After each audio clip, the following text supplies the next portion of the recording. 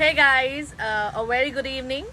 मैं आप लोगों को बस यही बताना चाहती हूँ कि हमारी बहुत ही खूबसूरत सी शॉर्ट फिल्म जो आज रात मेरे ऑफिशियल यूट्यूब पर रिलीज की जाएगी, निधि झा ऑफिशियल पे, तो प्लीज आप लोग जरूर जाइएगा, देखिएगा और बताइएगा कि आप लोगों को हमारी शॉर्ट फिल्म कैसी लगी। And let me know in the comment section कि क्या अच्छा या क्या बुरा, या जो मैसेज हमने कोशिश की है आप लोगों को देने की वो आप तक पहुंची कि नहीं।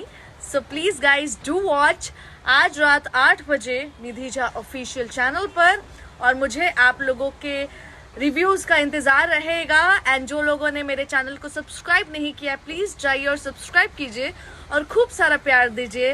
एंड मिलते हैं रात 8 बजे सेल्फी के साथ मेरे यूट्यूब चैनल पे। Thank you so much guys.